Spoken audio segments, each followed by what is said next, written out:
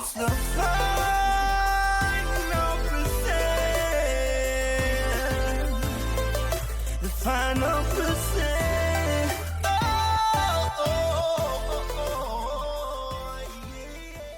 All right, we're back with the Final Percent podcast, and I feel it important to just kind of go back. It was 4 days ago, 5 days ago when I started this everyday thing, and the whole thing was on this unprecedented time, and I think that it's important to revisit that because I'm starting to think no one actually understands what unprecedented means. That means a precedent has not been set. We are in uncharted territory. These are new waters.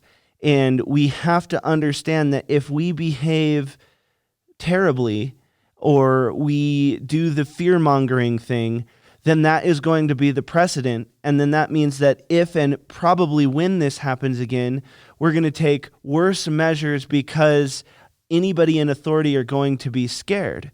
There's no instruction manual for life.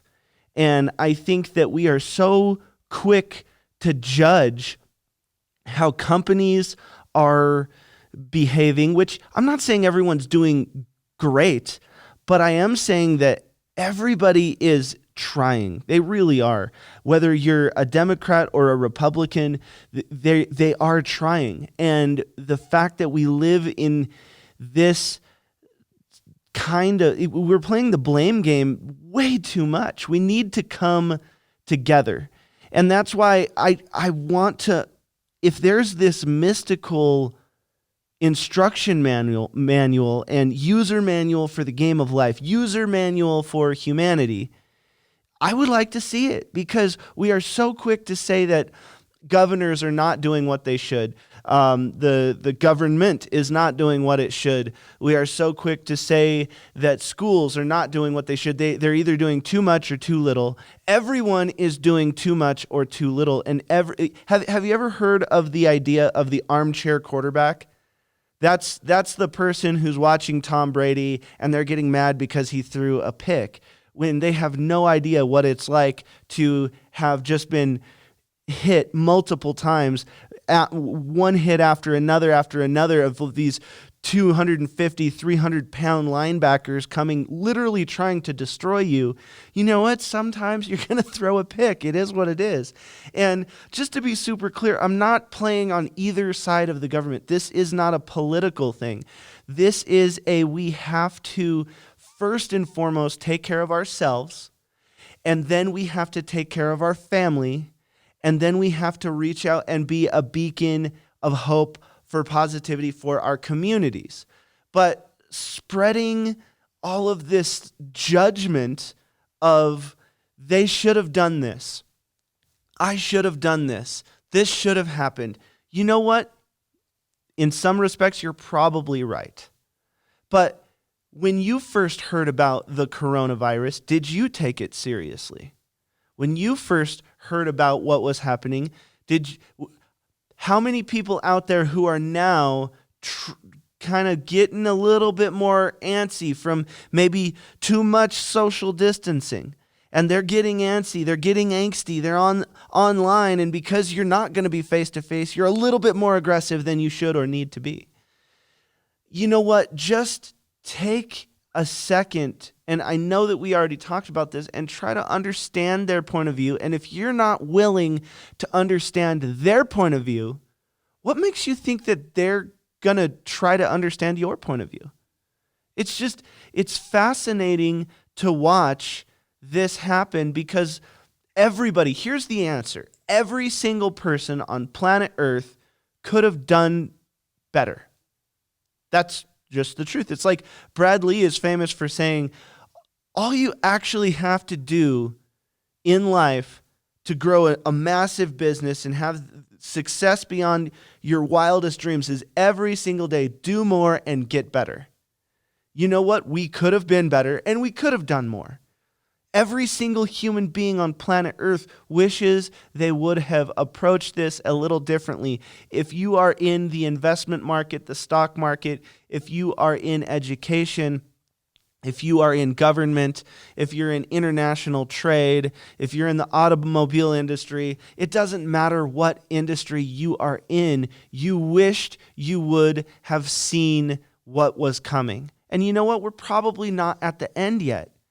But at the local level, on the very, intimate level, if you will, when I talk to people, it's amazing what people do versus what person does. Does that make sense? So individually, people are actually much more rational.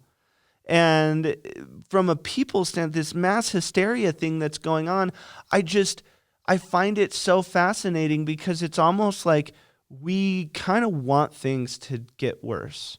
And is that what we need? I have to say no. I have to say, you know what? It's already pretty scary. It's already pretty dang bad. We have states on lockdown. You know what? Why don't every single state go on lockdown? Well, there's probably some very valid concerns.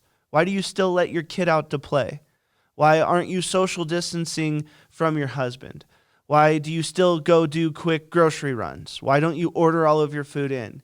Everyone can change the narrative, but the thing is we are just doing the best we can as humanity, and I believe that. I am still sticking with the fact that I think we are going to learn from this, and we are going to become more so that we can do more and we will have more. But sometimes what we need to have is a better understanding of our past and our present so that we can accurately predict the future, if that makes sense.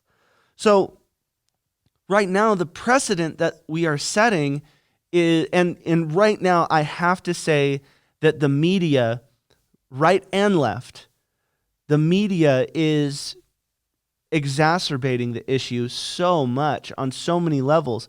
We've got one hand saying that it's far worse than it is, from my perspective, and then another hand saying that it's not as bad as it is. And it's like I say in entrepreneurship, you know what? There's optimism and there's realism, and good entrepreneurship is somewhere in the middle, you know?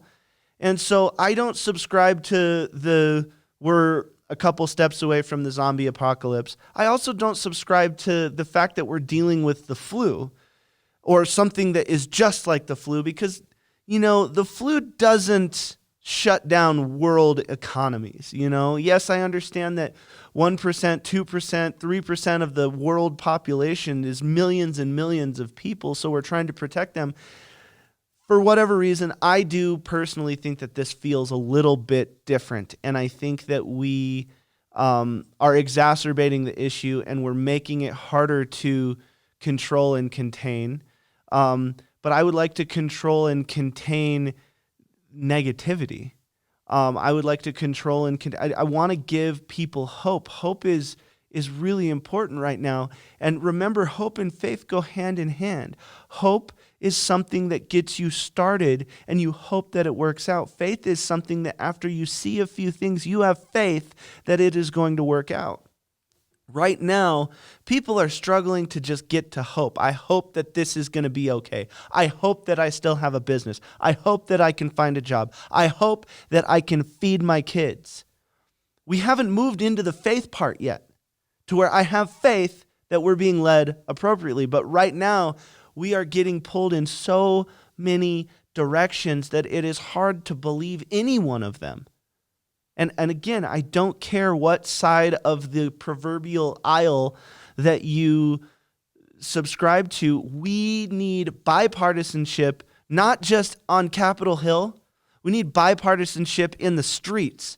That means that all of your Republican friends or all of your Democrat friends, you guys can hang out and talk and love each other. And if you know what, you don't want to understand and take the time to try to understand their point of view, just shut up.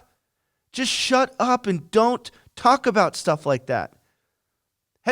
Does anyone remember when their mom early on in their life would say, if you don't have anything nice to say, don't say anything at all? Now, I'm not saying don't give me facts, because if the facts suck, then you know what? Let me know as fast as possible. I'm down. Let's go. I need to be prepared.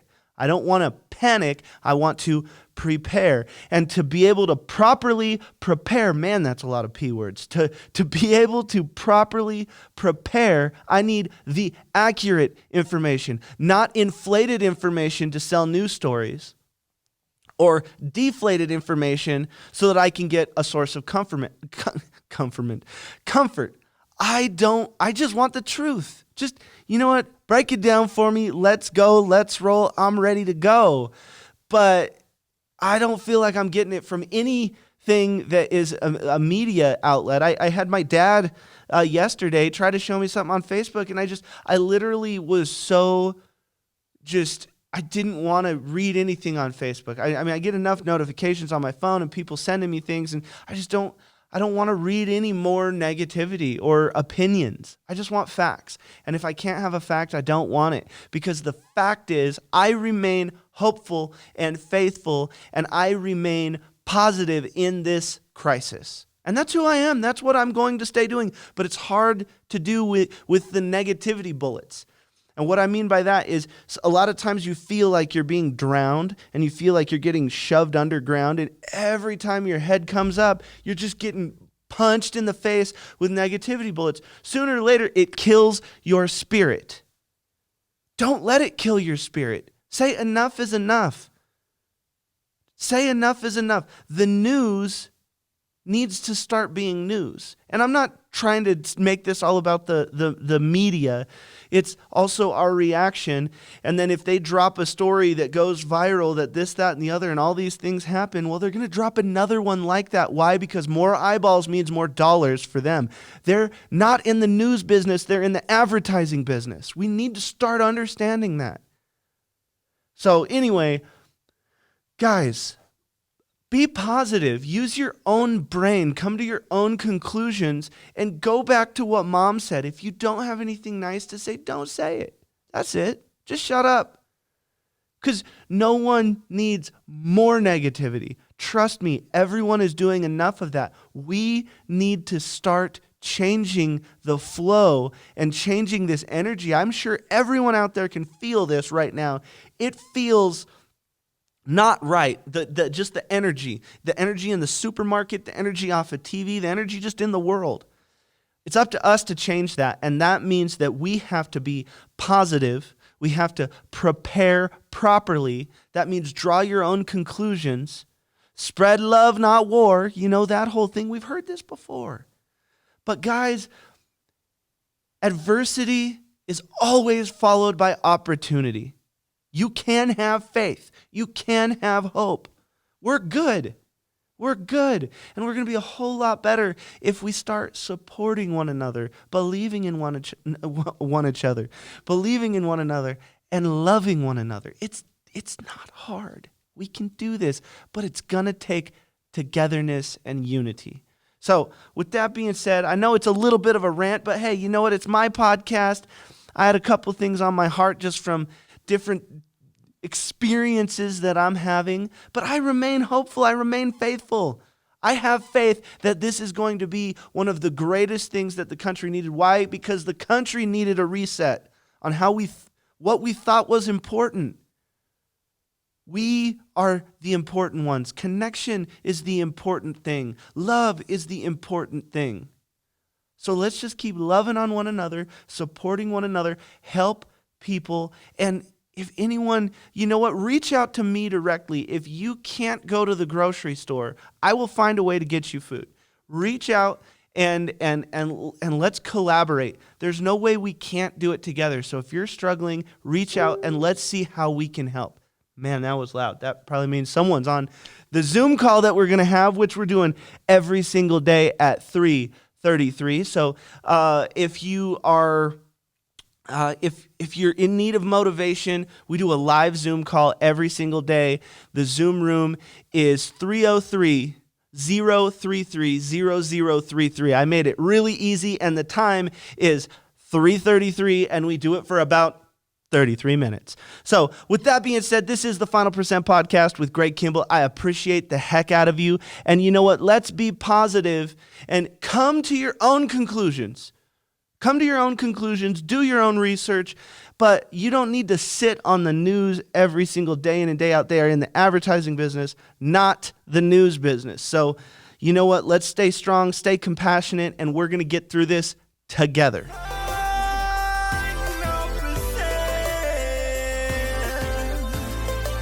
The final percent.